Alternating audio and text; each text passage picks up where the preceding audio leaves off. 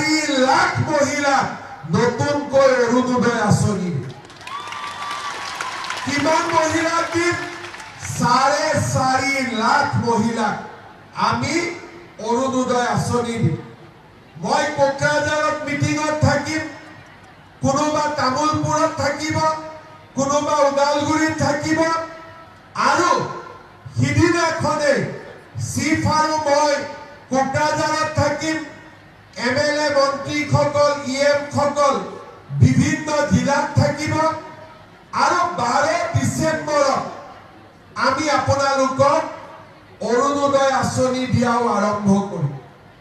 অৰুণোদয় মানে কিমান টকা 1250 টকা আজি আমি মহিলা উদ্যমিতা দিছো মহিলা উদ্যমিতাত এখন ঘৰত দুগৰাকীও পাইছে কাৰণ গ্ৰুপৰ মেম্বাৰ হিচাপে আমি দিছো অৰুণোদয় আমি পৰিয়ালৰ হিচাপত দিম আৰু আমাৰ বিটিচিৰ 4.5 লাখ পৰিয়ালে অহা 12 ডিসেম্বৰ তাৰিখে অৰুণোদয় আঁচনি লাভ কৰিব আপোনালোকে জানে যে আপোনালোকৰ ঘৰত কোনোবা যদি ছোৱালী আছে তাই কলেজত পঢ়িবৰ কাৰণে আমি নিযুত মইনা আঁচনি দিছো 1 জানুৱাৰীৰ পৰা আমি বাবু আঁচনি দিম যাতে ছোৱালীৰ লগতে ল'ৰাবিলাকে যাতে স্কুলত পঢ়িবৰ বাবে কলেজত পঢ়িবৰ বাবে সুবিধা পায় মোদী ডাঙৰীয়াই আপোনালোকক বিনামূলীয়াকৈ চাউল দিছে জুন মাহৰ পৰা আমি আপোনালোকক 1 কেজি দালি 1 কেজি চেনি আৰু 1 কেজি নিমখ 117 টকা আমি আপোনালোকক দিয়া আৰম্ভ কৰিছো 1 জানুৱাৰীৰ পৰা আমি কি কৰিম দোকানত 120 টকা দিলে 3 টকাটো ঘূৰাই দিয়ে নেকি নিদিয়ে লজেন্স এটা দি দিয়ে কিবা এটা দি দিয়ে সেইকাৰণে 1 জানুৱাৰীৰ পৰা আমি কি সিদ্ধান্ত কৰিছো যে 100 টকাতে আমি আপোনালোকৰ 1 কেজি দালি দিম 1 কেজি চেনি দিম 1 কেজি নিমখ দিম ভাল হ'ব না বেয়া হ'ব দোকানত গৈ চাউল বিনামূলীয়াকৈ পালে অৰুণোদয় 1250 টকাৰ পৰা 100 টকা দোকানত দি দিলে আপোনালোকে 1 কেজি দালি 1 কেজি চেনি আৰু 1 কেজি নিমখ ঘৰলৈকে লৈ আহিলে যোৱাবাৰ আৰু এইবাৰ কোনে কোনে দালি কিনিলে হাত দাগকচোন বাপৰে আপোনালোক বহুত এডভান্স দালিবিলাক ভাল আছিল নে বেয়া আছিল চেনি ভাল আছিল নে বেয়া আছিল বজাৰত গৈ নিমখ ভাল আছিল নে বেয়া আছিল মামাই ভাল কোৱালিটিৰ বস্তু দিছে নে নাই কওক আপোনালোকে এটা মনৰ পৰা কওকচোন দিছে নে নাই দিয়া দিছে এতিয়া 100 টকা দিলে ভাল হ'ব নে বেয়া হ'ব ভাল হ'ব মাজে মাজে মই চিন্তা কৰো যে 100 টকানো চৰকাৰে কিয় ল'ব লাগে এইটো ফ্ৰী দি দিলে হয় দেখোন লাহে লাহে অহাবাৰ চৰকাৰ আহিলে এইটো চিন্তা কৰিম আহিব নে নাই বিজেপি জিকিব নে নাই পাক্কা জিকিব নে নাই বঢ়িয়া এতিয়া আপোনালোকে সকলোৱে আমাৰ ওপৰত বিশ্বাস ৰাখক হাগামা মহিলাৰ চিফ হৈছে তেওঁ কাম কৰিব আমিও কাম কৰিম আৰু আমাৰ বিটিচি উন্নয়নৰ পথত আগবাঢ়িব সকলো জাতি জনগোষ্ঠী আমি আগতেও মিলামিলিকৈ আছিলো এতিয়াও আমি মিলামিলিকৈ থাকিম যেতিয়া আগতে আমি যেতিয়া গাঁৱত যাওঁ তেতিয়া আমাৰ মাহঁতে কয় এই ঘৰত মানুহ আহিছে চেনি দিবৰ কাৰণে চেনি নাই কাষৰ ঘৰৰ মানুহৰ পৰা চেনি খুজি লৈ আনে না আমাৰ গাঁৱত ঘৰত চেনি নাথাকিলে ওচৰৰ মানুহৰ পৰা চেনি লৈ আহে না নালাগে এতিয়া আপোনালোকে চাওক 1 কেজি চেনি আপোনালোকক চৰকাৰে দিছে কাকো আপোনালোকে এতিয়া হাত পাতিব নালাগে চৰকাৰে আপোনালোকৰ ব্যৱস্থা কৰিছে এতিয়া আপোনালোকে চাওক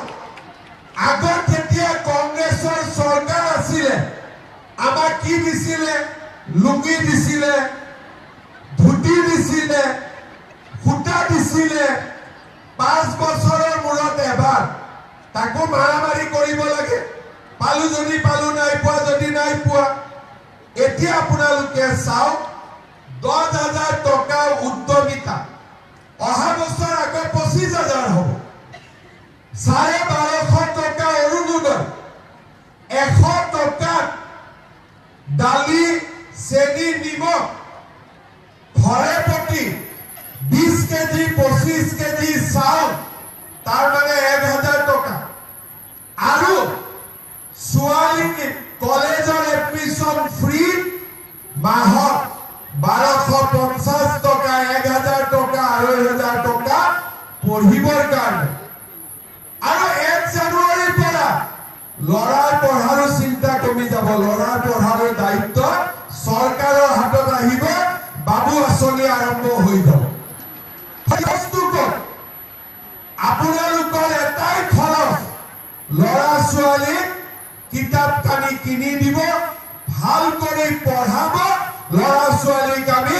ডক্টৰ ইঞ্জিনিয়াৰ বনাব লাগিব প্ৰফেসৰ শিক্ষক আমি বনাব লাগিব মই ঠিক কৈছো নে নাই আগৰ দৰে এতিয়া আমি হাত পাতিব নালাগে চৰকাৰে লাখপতি বাইদেউ বনাব চৰকাৰে অৰুণোদয় দিব চৰকাৰে বিনামূলীয়া চাউল দিব চৰকাৰে লৰা ছোৱালীক পঢ়াৰ খৰচ দিব দালি চেনি আৰু নিমখো দিব আৰু 1 তাৰিখৰ পৰা গেছৰ চিলিণ্ডাৰো কম দামত দিয়া আঁচনি এটা মই আনি আছো যাতে গেছৰ চিলিণ্ডাৰো আপোনালোকে কম দামত পাব পাৰে তাৰ মানে আপোনালোকে চিন্তা কৰক আমাৰ চৰকাৰখনে আপোনালোকৰ কাৰণে কিমানখিনি চিন্তা কৰিছে কোনোবাই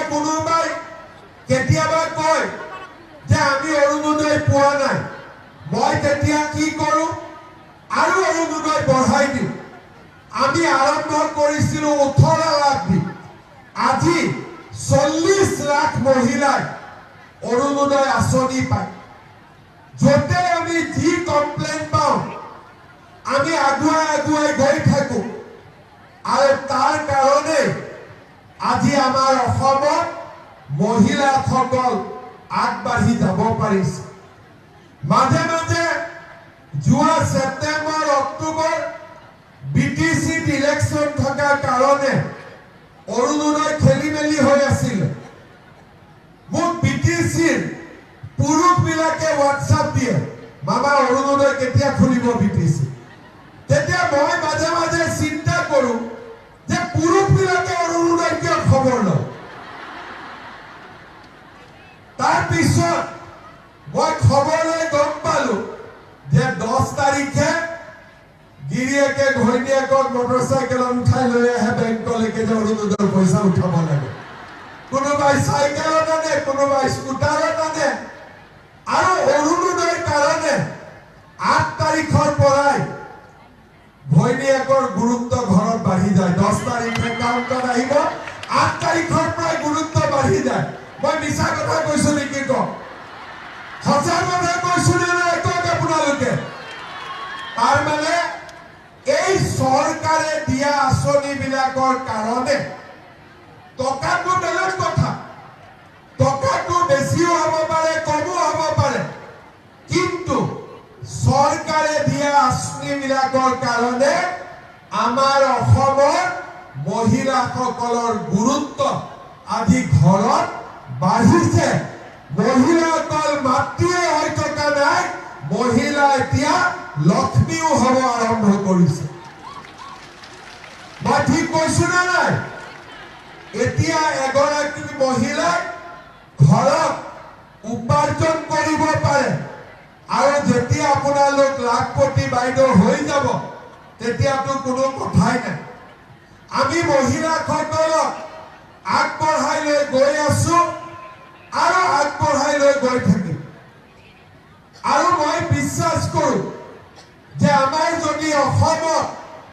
মহিলাসকল আগবাঢ়ি যায় আমাৰ সমাজত কেতিয়াও অশান্তি নাথাকিব সমাজত সকলো মানুহে শান্তিৰে থাকিব পাৰিব শান্তি আৰু সমন্বয়ৰ মাজেৰে থাকিব পাৰিব